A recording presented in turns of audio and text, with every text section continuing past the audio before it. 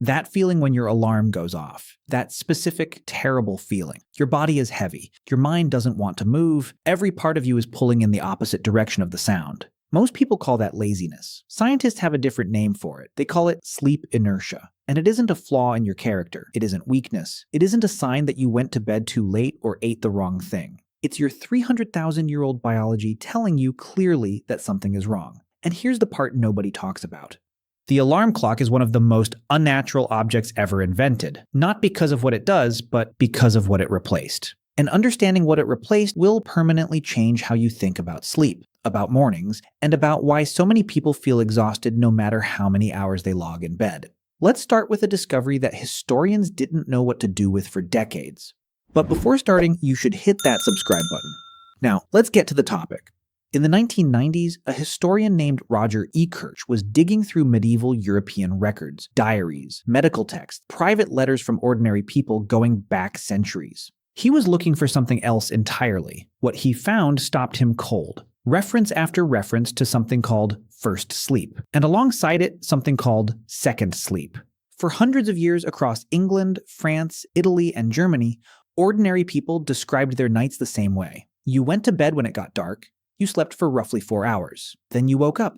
Not because something startled you, not because a child was crying. You simply woke up. Your body decided it was time. For an hour or two, people would lie quietly in the dark. They would pray. They would talk to their partners about dreams. Some would get up and visit neighbors or sit beside a dying fire. Then, without fanfare, they would go back to sleep, a second sleep, until dawn. Ekirch found over 500 of these references, across centuries, across countries, across every class of society. That pattern was not unusual. That pattern was universal. And then historians had been reading these references for years, and quietly mistranslating them, because they couldn't imagine that anyone had ever slept differently than they did. But was it real, or just a historical quirk? In 1992, psychiatrist Thomas Wehr at the National Institute of Mental Health decided to find out. He took a group of volunteers and removed all artificial light from their environment. No phones, no bulbs, no television, no screens of any kind. Just natural daylight while the sun was up and pure darkness after sunset. 14 hours of darkness per night. The same ratio your ancestors would have experienced for most of human history. For the first few weeks, the volunteers slept long and deep. Their bodies appeared to be paying back what Wehr called a sleep debt, years of accumulated exhaustion from modern life. And then something shifted. Without anyone telling them to, without any instruction at all, every single participant settled into the same rhythm. 4 hours of sleep, a waking period lasting 1 to 3 hours. Then 4 more hours of sleep again. The same pattern Ekirch had found buried in 500 years of historical record, had reassembled itself inside people who had never heard of it.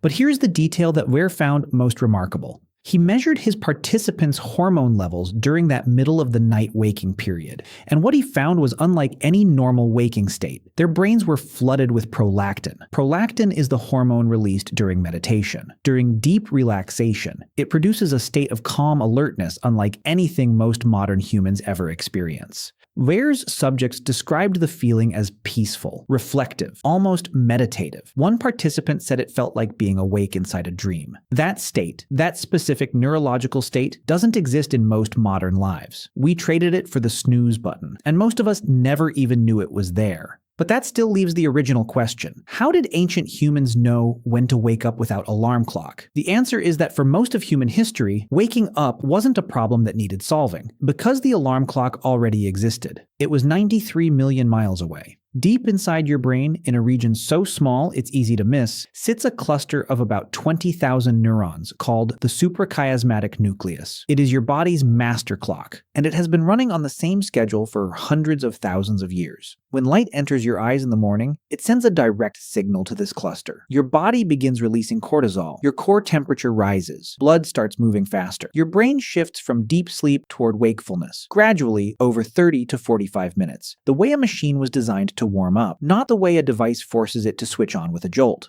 For 300,000 years, the sun was the only alarm clock that existed, and it worked. Not by shocking your nervous system awake, by coaxing it. The difference between waking to sunlight and waking to an alarm isn't a matter of preference. It's a matter of biology. Sunlight works with your cortisol cycle. An alarm clock fires before your cortisol is ready. Your body is pulled from deep sleep before the biological machinery of waking has engaged.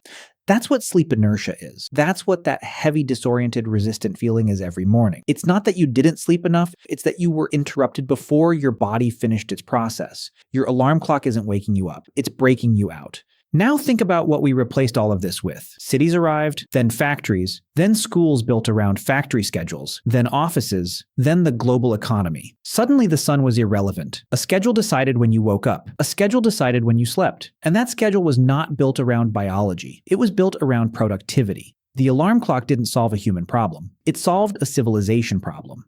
The modern world requires millions of people to begin functioning at the same time. Human biology was never designed for that. It was designed for variation, for gradual waking, for 2 phases of sleep separated by quiet reflection. And the cost is measured not just in groggy mornings, but in chronic sleep deprivation so widespread that scientists now describe it as a public health epidemic. The Centers for Disease Control has labeled insufficient sleep a public health crisis. More than a third of American adults regularly sleep less than the minimum their bodies require. Not because they're undisciplined, because the civilization they live in is running on a schedule their biology was never built for. Almost 80% of people are using phone late night. Screens emit blue light. Blue light sits at the exact wavelength that your suprachiasmatic nucleus interprets as daylight. When that light hits your retina, your master clock receives a message. The sun is still up. Stay awake. Your brain has no way to know it's a screen. It responds the way it always has, the way it was built to respond for hundreds of thousands of years. It suppresses melatonin. It delays sleep onset. It shifts your biological clock forward so that even when you finally put the phone down, your body isn't ready for sleep. An hour of screen exposure before bed can delay melatonin production by up to 90 minutes. You're not bad at sleeping. You're living in an environment that is actively fighting your ability to sleep. And then you wonder why you're tired. But all it takes to reset is just 7 days. In 2019, researchers at the University of Colorado published a study where participants spent a week camping with no artificial light of any kind, just sunlight during the day and fire at night. Within days, their melatonin cycles had shifted significantly earlier. Their bodies began preparing for sleep at sunset. Within a week, 300,000 years of programming reasserted itself in 7 days. And when those same participants went back to their normal lives, their sleep shifted again. Within days, the ancient rhythm was gone, buried again under artificial light and alarm clocks. The original sleep pattern isn't lost somewhere. Inside you, beneath the schedule and the screen and the sound of the alarm, it is still running. It's suppressed. Every night by your actions. So tonight, when you reach for your phone before bed, think twice about your biological system, about your body, and about your health.